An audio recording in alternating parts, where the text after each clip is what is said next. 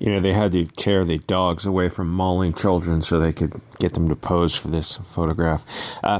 Pit bull owners, God, they're so weird. I know you people are pit bull owners.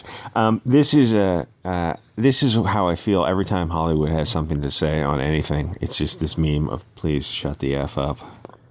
So, Bill and Ted actor Alex Winter claims criticizing film critics. This is really hard to get through. This is so off the hook. There are levels to fart sniffing in Hollywood, and then these people just take things. They take everything and they turn it up to 11 because that's what happens when you're so deep in an echo chamber.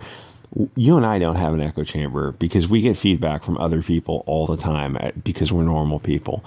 These people are just on a different, I don't know what the color of the sky is in their world. Anyway, so Alex Winter claims criticizing film critics is part of pervasive, growing contempt for scholarship, expertise, and intellectual critique. He's talking about people who watch movies and write articles about them. Anyone on earth can watch it. Oh, no, these scholarship experts. Anyone can write an article about some stupid crap coming out of Hollywood. Where do you get off? How do you not have any self-awareness to think that you're above criticism? How dare the cattle criticize Hollywood propaganda? Because critics are experts. They're literally just people who usually start a blog and start writing about movies. Or if they're already working for a newspaper, they're already writing articles for something else, and they just segue into criticizing movies. It's really not that hard. Most things are not that hard, and most things you're not getting a PhD dissertation in criticizing movies. You just start doing it. Usually nowadays on the internet, you're just a fan of movies, and you just start talking about movies. It's really that simple. And if the critics, if people were saying things they agreed with, then suddenly they would change their tune. When they say things they disagree with, suddenly it's a contempt for scholarship and learned discourse. It's like, just shut the fuck up. You're just some Hollywood idiot. So I mean, like, what are you going to be experts in? Pravda? Because what is Hollywood? It's just, I mean, it's been propaganda for a while, but they have changed since about 2015. They just said, like, okay, let's just take the mask off and make crap all the time. So how full of hubris do you have to be to say something this stupid? Consume product, clap like seals, and then consume next product, all the while eating yourself to death with high glycemic foods. Quick, more high fructose corn syrup. So Hollywood is this echo chamber. Unlike any other echo chamber on Earth, these people believe their own hype, which, I mean, like, they throw award shows for themselves to give themselves awards to think that they're making some difference and making stunning and brave movies. It's like most of the movies are just popcorn films, and you guys are the worst people on Earth. You're these Epstein, Weinstein, Roman Polanski, Woody Allen people.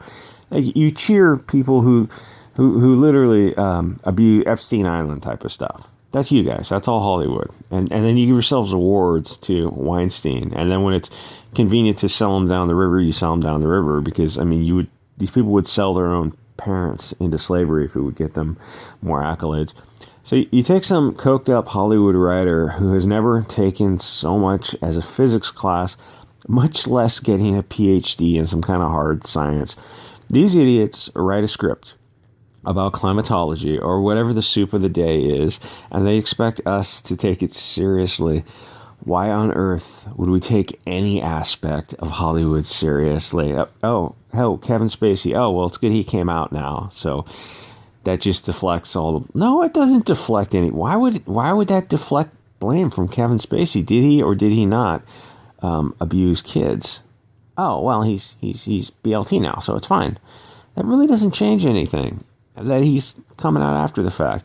Anyway, so climate has changed for billions of years since there was a protoplanetary disk that allowed for an atmosphere of some sort. Billions of years of this stuff, the Precambrian reality show, the Real Housewives of the Eukaryotes. Political propagandists have been arguing about global warming and global cooling for over 100 years now. every prediction is wrong. It's a complicated field of science, and it's in its infancy. You can't make conclusions yet in focus unless you need to make conclusions for political reasons, perhaps for fundraising reasons, or perhaps as a way to gain power. So remember Al Gore and Obama's predictions, but then Obama bought a beach house that he said would be underwater in a few years, except it's actually not underwater. So I suppose Al Gore's mansion didn't melt enough polar ice to raise the sea level. It's weird that so many of these activists live in these huge carbon footprint mansions. They also fly around the world on airliners to attend climate conferences. Sometimes they fly private jets to attend these environmental conferences, just burning liters upon liters of hydrocarbons to fly on like a Learjet or a Gulf or something. Yeah, the whole thing is just as silly as it sounds. Nobody ever wonders why Greta doesn't just Zoom the conferences, why they not only need to fly her around, but fly an entire entourage with her around. What makes her so... Oh, well, she's got multiple PhDs in atmospheric physics and computer modeling. No, she actually doesn't have any of those degrees. She started when she was like 15 or 16. She doesn't really know anything, but she's just parroting what other people have told her. Oh, well, surely that's not... Wait, what? How?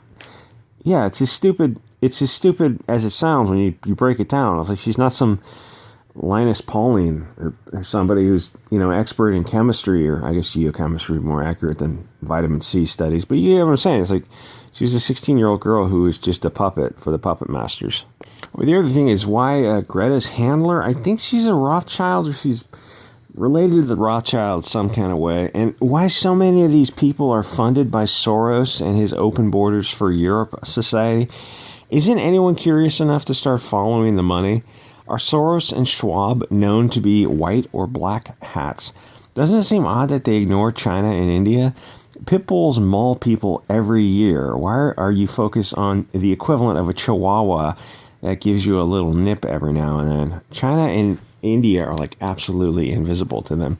So what started with this is some idiots made a movie called Don't Look Up that follows two astronomers as they go on a tour to warn the world of a comet. The response from a distracted world is meh, which is probably the response from the critics and from the people who did not watch any of these movies. The film is about climate change. Again, it's been changing for 4.5 billion years. According to its director, some idiot, as part of conversation with another idiot published by some idiot publication, it came to me from the place that a lot of good ideas come from, which is stark terror. This is a bit... So, like, are you a chemist, a physicist, computer model, mathematical analysis? What is your study in? Oh, I make movies. Okay, so then why are you terrified about climatology? Like, what have you studied? What have you done to inform yourself about this topic? Oh, I just follow CNN, and the blue check marks on Twitter. Yeah, I just retweet those. That's why I'm terrified. Well, is it possible that perhaps they're not completely honest with you because they have their own reasons to maybe shade the truth? Is that at all possible, perhaps for political reasons? I mean, did that ever cross your mind? I just trust the science. Basically, what it boils down to is they're upset that you're just not listening and believing. Like, no evidence needs to be presented. It's just listen and believe to film critics who later on in the article, they say, listen, the way film critics works is you're given movies, you're given access to film. If you don't give it a good review, what do you think happens? Oh, you're just not given access to the next film. Or if it's owned by Disney, if you criticize one Disney film, well, you're not getting access to the next Disney film. So every critique is going to have to be a little bit nuanced and carefully couched. So Alex Winter, it says, the current targeting of film critics as the enemy of the people would be laughable if it didn't speak to a pervasive, growing contempt for scholarship, expertise, and intellectual critique, accompanied by a moral imperative being imposed on culture. That's scary that people are criticizing film critics who are giving fake reviews, inflated reviews, to films that are nothing more than propaganda made by people with no scientific background whatsoever. Or they're people with an interest in parroting information told to them for political reasons. And if people see through this very thin veil of political propaganda. And when they ask for, they always say the truth doesn't fear investigation. If people get real defensive when you start asking to investigate something, then there's a problem with the narrative, which is where we are with this climatology issue. It's like, we need to have scientists on TV to debate it. Okay, so let's get scientists from across the aisle to have a fair, impartial debate. Oh, no, we just already have our scientists picked.